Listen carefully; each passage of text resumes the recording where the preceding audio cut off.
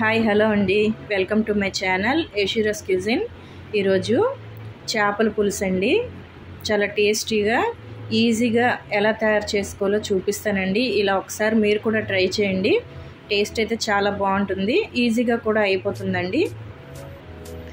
ఈ చేపల పులుసుని తయారు చేయడం కోసం ముందుగా నేను ఒక 1/2 kg చేపలు తీసుకున్నానండి. చిన్న చేపలు, ఇవి గురువిందలు అంటారు కదండి, ఆ చేపలు. వీటిని శుభ్రంగా క్లీన్ చేసి ఒక పక్కన పెట్టేసుకోండి. ఈ చేపలు పులుసు పెట్టుకోవడం కోసం ముందుగా చింతపండుని తీసుకోండి.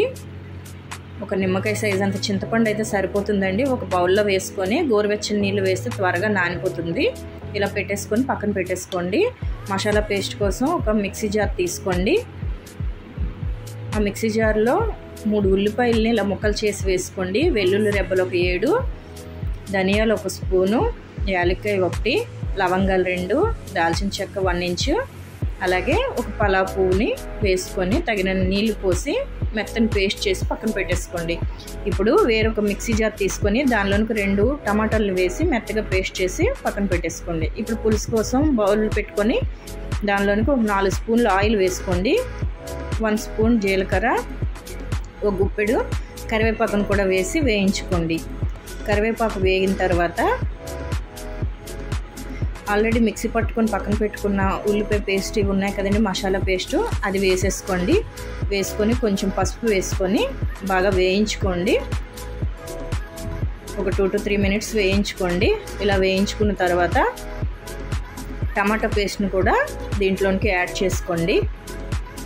టమాటా పేస్ట్ కూడా వేసాక బాగా కలిపేసుకొని బాగా వేయించండి.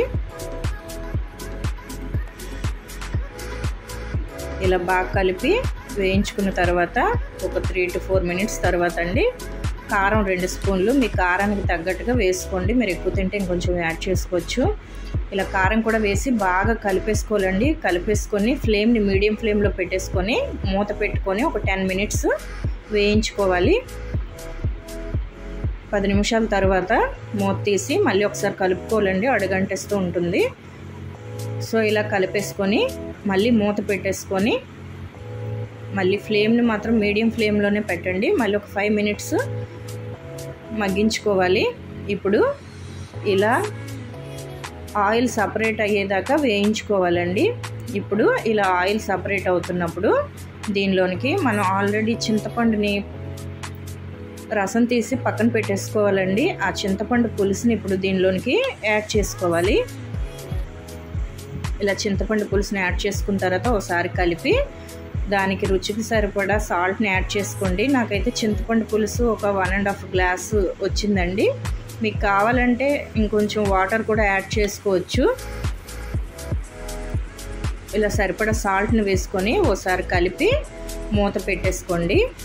మూత పెట్టుకొని ఫ్లేమ్ని హైలో పెట్టి 5 to 10 మినిట్స్ మరిగించుకోవాలండి. ఒక 10 to 15 మినిట్స్ అయ్యేసరికి వాటర్ అనేది ఇలా బాయిల్ అవుతూ ఉంటుంది. ఇలా మరుగుతున్నప్పుడు క్లీన్ చేసి పెట్టుకున్న చేపల్ని దీనిలోనికి యాడ్ చేసుకోవాలి. ఇలా చేపలన్నీ వేసేసి ఒకసారి గరిటె పెట్టి నెమ్మదిగా తిప్పుకోవాలండి. స్లోగా తిప్పేసుకొని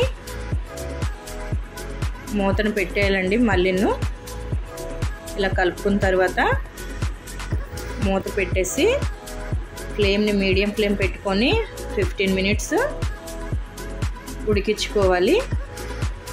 15 మినిట్స్ తర్వాత మళ్ళీ మూత తీసి గరిటె పెట్టకుండా నేను వీడియోలో చూపిస్తున్న విధంగా కదపాలండి. గరిటె పెడితే ముక్క అనేది చెదిరిపోతుంది, చేప ముక్క, అందుకని ఇలా కదుపుకోండి.